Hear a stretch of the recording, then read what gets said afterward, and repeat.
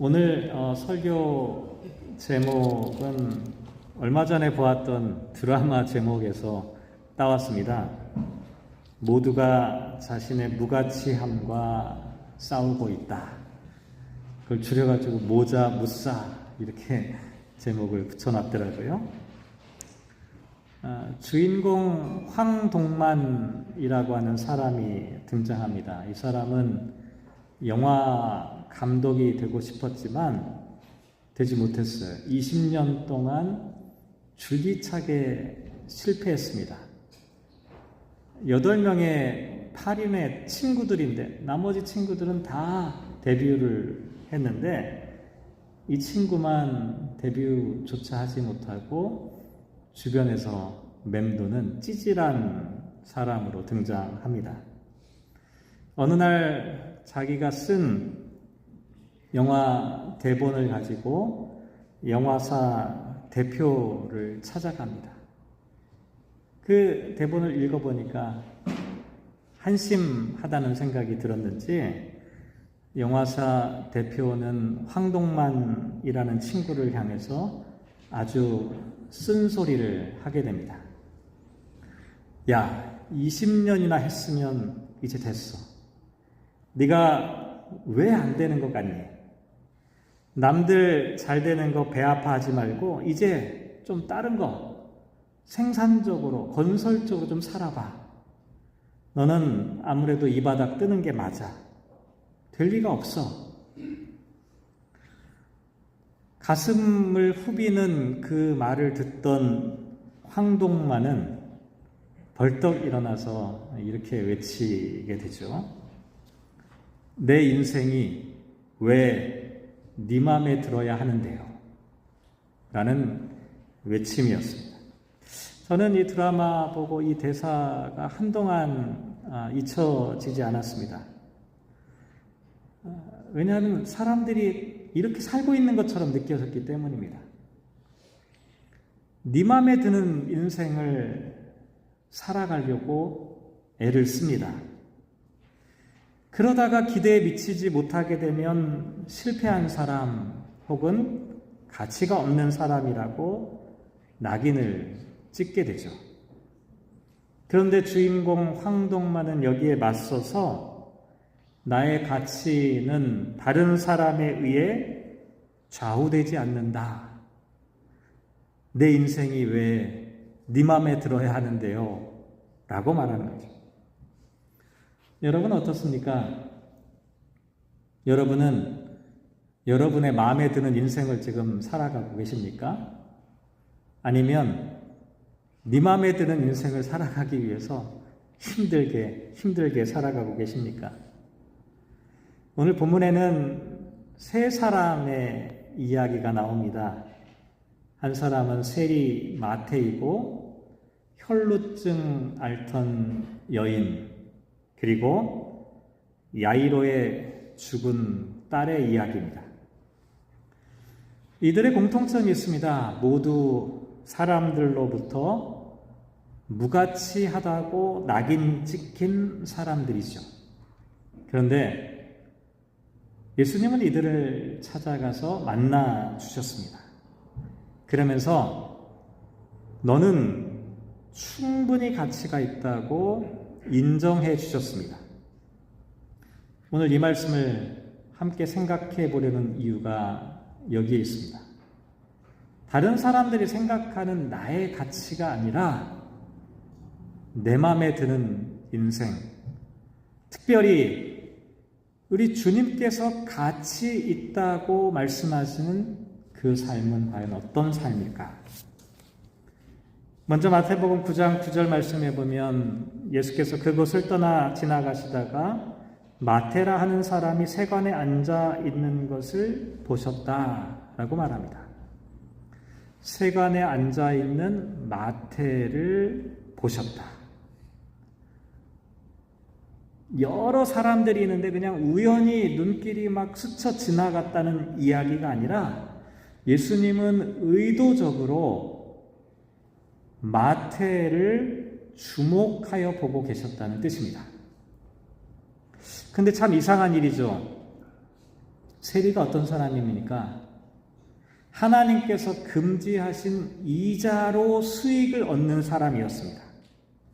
심지어 로마를 위해서 동족에게 가혹한 세금을 부과하는 배신자와 같은 사람들이었죠. 사람들은 세관에 앉아있는 세리 마태를 조롱과 멸시의 대상으로는 쳐다봤을지 몰라도 관심 있게 주목하여 보지는 않았습니다. 그런데 왜 예수님께서는 마태를 주목하여 보셨을까? 왜 마태를 응시하셨을까? 오늘 본문에 마태는 세관에 앉아 있다는 말만 나와 있습니다. 그런데 병행 본문인 누가복음 5장 28절 말씀에 보면 한 말씀이 더 붙어 있습니다. 예수님께서 나를 따르라 이렇게 말씀하셨을 때 마태가 모든 것을 버려두고 일어나 따랐다라고 하는 말씀이 붙어 있습니다. 이 말씀을 통해서 우리가 추론해 볼 수 있는 건 이런 겁니다. 분명 마태는 세관에 앉아 있었습니다. 하지만 마태의 마음속에는 돈만 추구하는 사람이 아니었습니다. 마음속에는 돈과 지위로 채워지지 않는 목마름이 있었기 때문이죠. 그래서 예수님의 그 신비로운 말씀을 듣자마자 모든 것을 버려두고 예수님을 따를 수 있었던 것입니다. 예수님께서 주목하여 보신 것은 바로 이와 같은 마태의 모습이었습니다. 사람들의 눈에는 탐욕스러운 세리의 모습만 보였겠지만 예수님에게는 자신의 무가치함과 처절하게 싸우고 있는 마태의 모습이 보였던 것이죠. 또 예수님께서 마태를 향해 나를 따르라 이렇게 말씀하셨잖아요.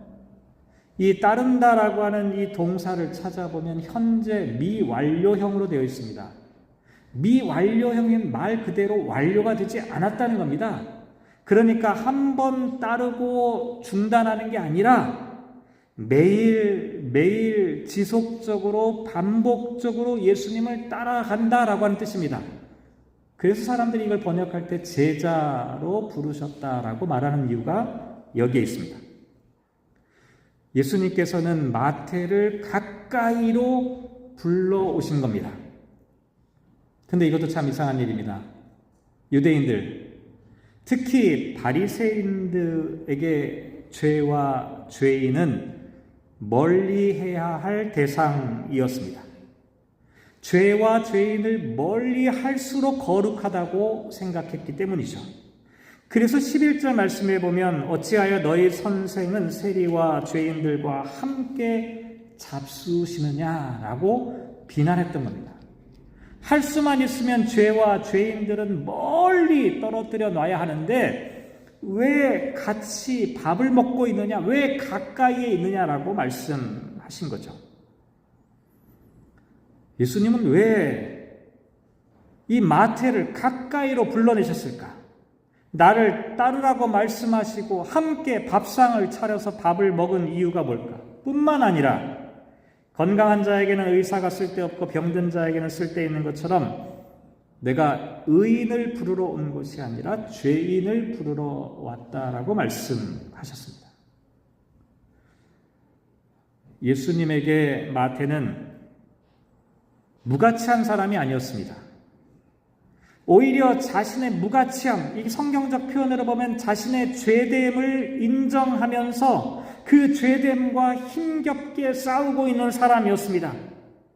예수님을 통해 참된 가치를 찾고자 하는 사람이었다는 것이죠. 그래서 예수님은 마태에게 가까이 가셨고 그를 제자로 부르시고 함께 하셨습니다. 사람들의 생각이 완전히 잘못됐다는 것을 밝혀주신 겁니다. 세리와 죄인들에게 가까이 가셨음에도 불구하고 예수님의 거룩은 오염되거나 훼손되지 않았습니다. 바리새인들의 생각처럼 죄와 죄인들과 함께하면 거룩이 훼손된다고 생각했지만 그렇지 않았습니다. 오히려 예수님의 거룩하심이 이들을 거룩하게 하였고 이들을 같이 있는 사람이 되게 하셨습니다. 두 번째 사람은 12해 동안이나 혈루증으로 앓고 있었던 여자입니다. 혈루증. 레위기 15장 25절에는 유출병이라고 기록합니다. 유출병이 생기는 이유는 여러 가지 종류가 있는데 아주 심각한 경우에는 암과 같은 종양 때문에 유출병이 생기기도 합니다. 그런데 유출병에서 가장 큰 문제는 뭐냐면 출혈입니다. 피가 나는 겁니다. 이게 멈추지 않고 계속해서 피가 나는 것이 가장 심각한 문제였습니다. 이 출혈이라고 하는 것은 사람들에게 정결하지 못한 증거로 받아들여졌기 때문입니다. 이런 사람들은 바깥 생활을 할 수가 없었습니다. 사람을 만날 수가 없었습니다. 바깥에 뿐만 아니라 집 안에서도 가족들조차도 손을 잡을 수가 없었습니다.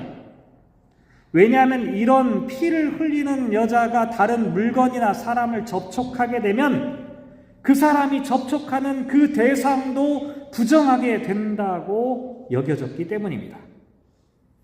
우리 주변에 이런 사람이 있다면 여러분 어떻게 생각하시겠습니까? 사람들은 혈루증 여인을 저주받은 사람이라고 생각했습니다. 아무짝에도 쓸모없는 무가치한 인생이라고 취급했죠. 그런데 충격적인 사건이 벌어지게 됩니다. 20절을 보면 그 여인이 예수의 뒤로 와서 그 겉옷가를 만졌습니다. 왜냐하면 21절에 보면 그 겉옷만 만져도 구원을 받겠다는 생각이 들었기 때문입니다. 그런데요, 생각해 보세요. 이 여인의 행동 대단히 이기적입니다. 다른 사람 생각하지 않는 겁니다. 조금 전에도 말씀드렸지만 정결법에 따르면 부정한 사람과 접촉하게 되면 그 사람도 부정하게 됩니다. 그런데 예수님을 의도적으로 접촉하면 어떻게 되겠습니까? 예수님조차도 부정하게 될 수밖에 없는데 예수님의 옷자락을 붙잡은 겁니다. 이 사람이 아무리 나쁜 사람이라도 다른 사람을 이렇게 의도적으로 부정하게 하지는 않았을 텐데 왜 이렇게 했을까요? 이유가 있습니다. 오늘 본문에는 나와 있지 않지만 병행본문인 마가복음 5장 27절 말씀에 보면 예수의 소문을 듣고 무리 가운데 끼어 뒤로 와서 그의 옷에 손을 대었다라고 말합니다. 이 여인이 예수님께 나오게 된 이유는 자기 때문에 예수님이 부정하게 될 수도 있다는 사실을 알면서도 이 여인이 나올 수 있는 용기를 가졌던 이유는 소문 때문이었습니다. 그 소문은 예수님의 모습에 관한 소문이었습니다. 예수님은 자기처럼 무가치한 사람들을 내버리지 않으시고 따뜻한 손길로 잡아주시고 일으켜주시는 분이라는 소문이었습니다. 상한 갈대를 꺾지 않고 꺼져가는 등불도 끄지 않고 부드럽고 따스한 손길로 고통과 좌절, 절망 속에 있는 이들, 특별히 무가치하다고 버려진 사람들을 잡아주고 일으켜 주신다는 소문이었습니다. 이 여인은 이 소문에 의지하여 절박한 마음으로 예수님의 옷자락을 잡게 된 것이죠.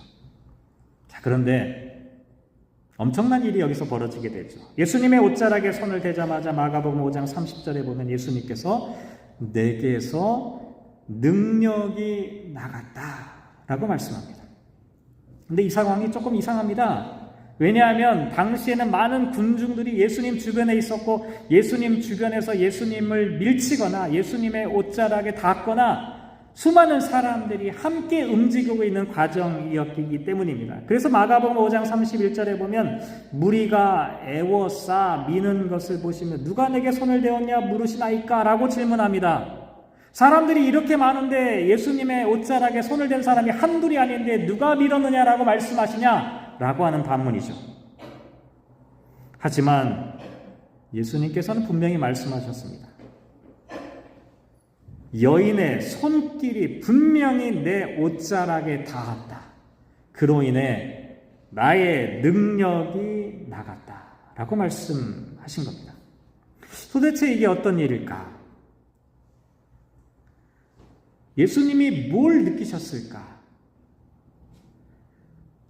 예수님께서 느끼신 것은 12년 동안 혈루증으로 완벽하고 완전하게 몸과 마음이 망가진 여인이 자신의 존재와 삶의 의미를 찾기 위해 예수님의 옷자락을 간절하게 붙잡았다는 이 사실을 예수님께서는 느끼셨다는 겁니다.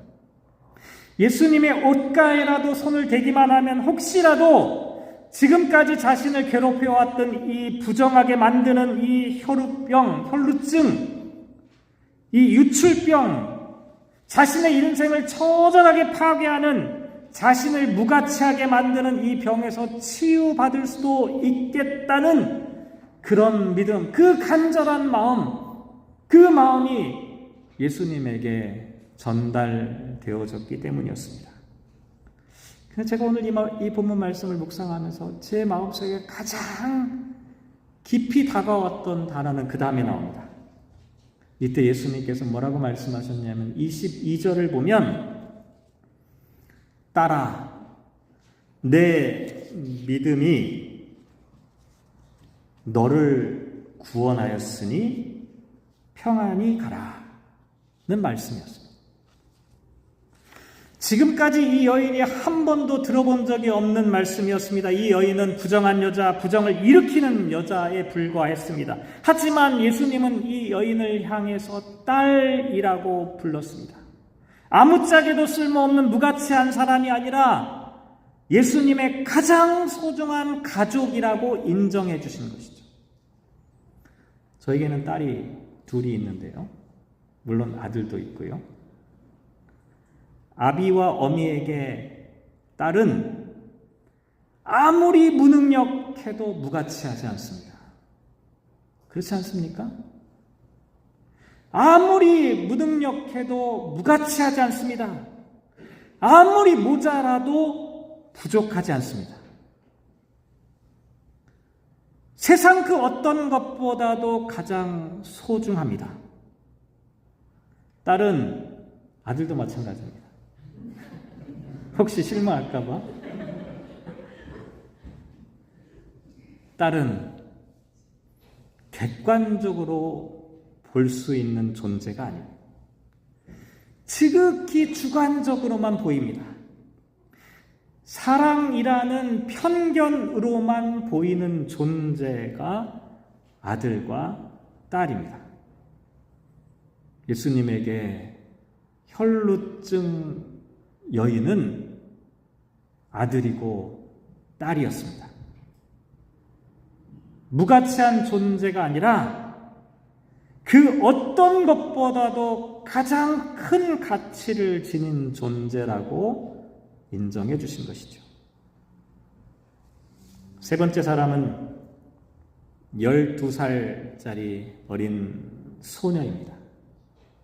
마가복음이나 누가복음을 찾아보면 아버지가 회당장 야이로라고 되어 있습니다. 그래서 흔히 야이로의 딸 이렇게 불려지죠. 그런데 불행하게도 이 아이가 무슨 이유인지 모르지만 죽어가고 있었습니다. 그런데 예수님께서 빨리 오셔서 좀 이 아이를 살려주셨으면 좋겠는데 조금 전에 말씀드린 이 혈루증 여인을 치유하느라 예수님의 발걸음이 지체되었습니다. 결국 죽었죠. 23절을 보면 사람들이 피리를 불고 통곡했는데 이미 죽은 소녀의 장례식을 준비하는 모습이었습니다. 근데 예수님께서 24절에 보면 이렇게 말씀하십니다. 이 소녀가 죽은 것이 아니라 잔다. 이 소녀가 죽은 것이 아니라 잔다. 그 이야기를 들었던 사람들의 반응이 어땠을까요? 저처럼 비웃었습니다. 비웃을 수밖에 없죠. 앞에서 마태의 집에서 식사하실 때 바리새인들이 예수님을 비웃었던 것과 똑같습니다. 아이고, 저 사람이 지금 죄인과 세리들과 함께 밥을 먹으면 거룩함을 잃어버릴 텐데 어쩌자고 저러나 라고 비웃었던 것과 똑같습니다. 충분히 비웃을 만한 상황이었습니다. 소녀가 이미 죽었는데 예수님이 아무것도 모르는 채로 죽은 소녀에게 다가가고 있다는 사실을 알았기 때문이죠. 앞서 혈루증 여인과 접촉하면 다른 사람들도 부정하게 된다라고 하는 말씀을 드렸는데, 민수기 19장 11절 말씀에 보면 시신과 접촉하게 되면 그 사람도 반드시 부정하게 된다라고 말하고 있습니다.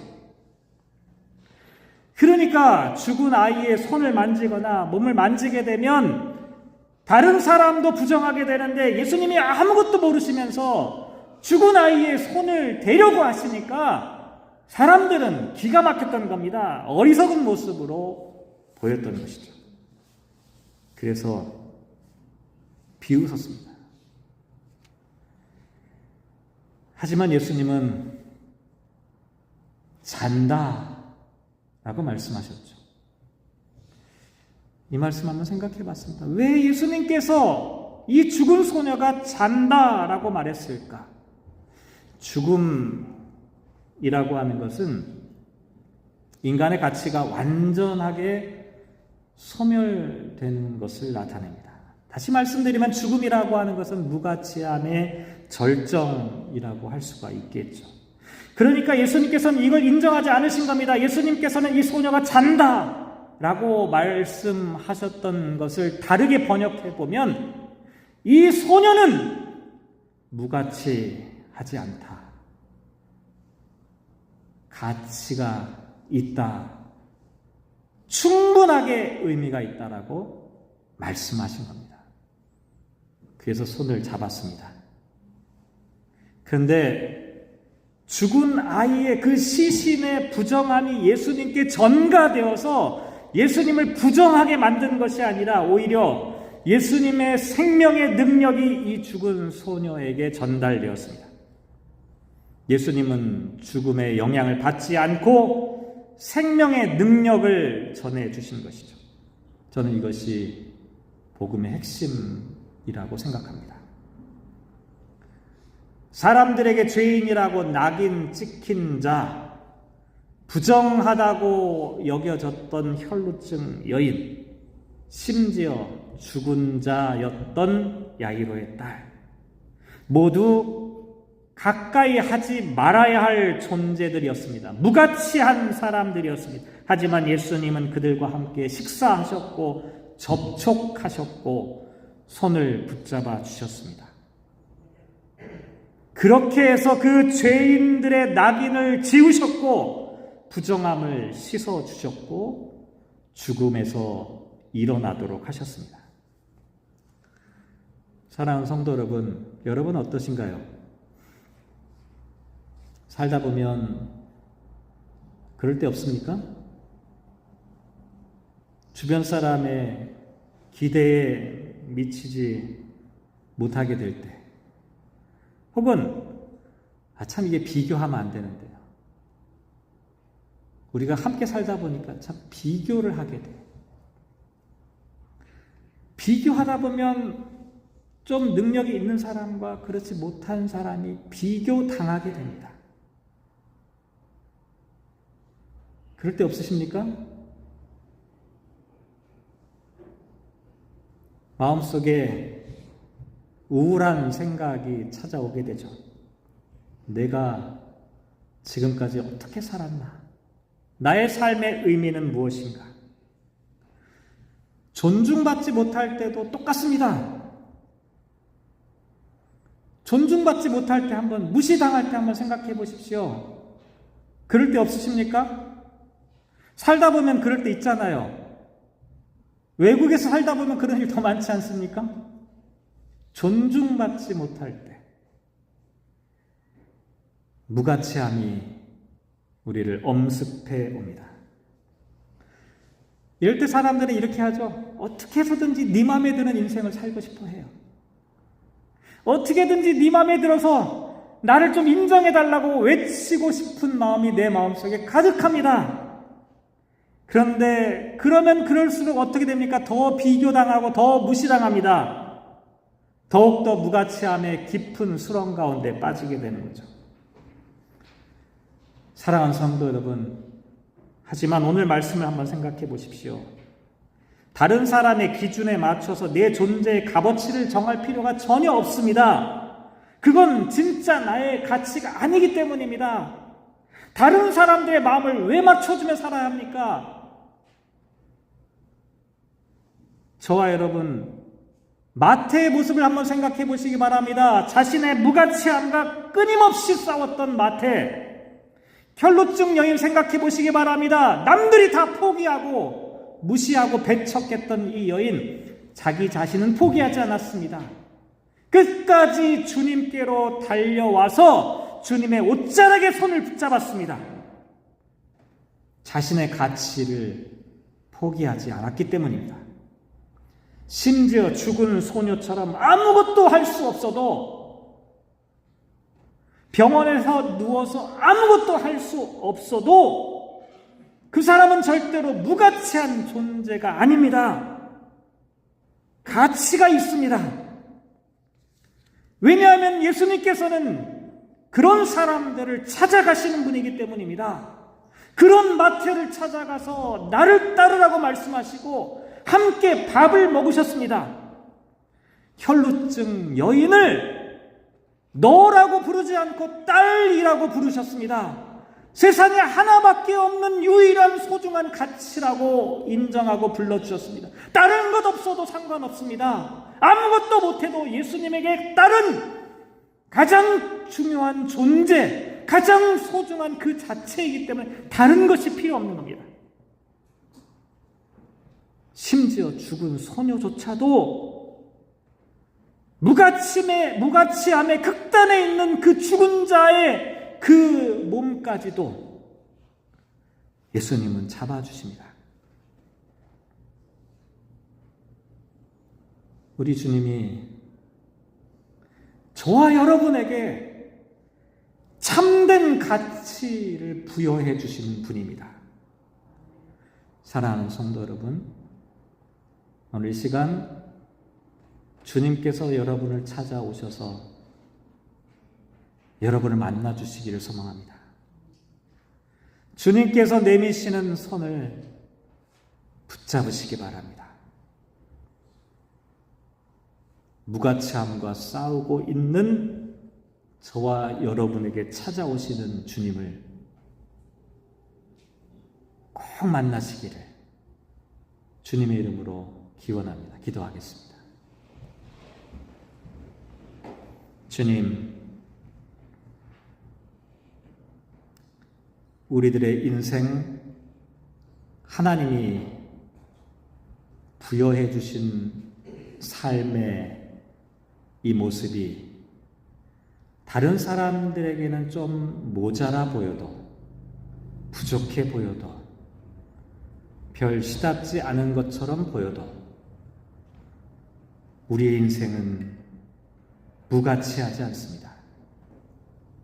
왜냐하면 우리 주님께서 가치 있다고 말씀하시고 사랑한다고 말씀하시고 일으켜주시고 죄인을 가까이 불러서 밥을 먹으며 가까이 어루만져 주시기 때문입니다.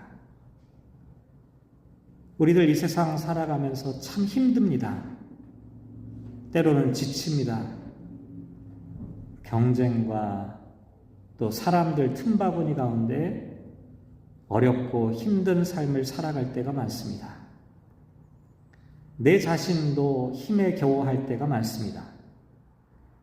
오늘 이 시간 우리 주님, 이런 우리들에게 찾아오셔서 우리들의 손을 붙잡아 주시고 우울하고 슬픈 마음속에 잠겨있는 우리를 끄집어 주셔서 생명의 능력으로 소망의 기운으로 우리를 새롭게 하옵소서. 예수님의 이름으로 기도합니다. 아멘.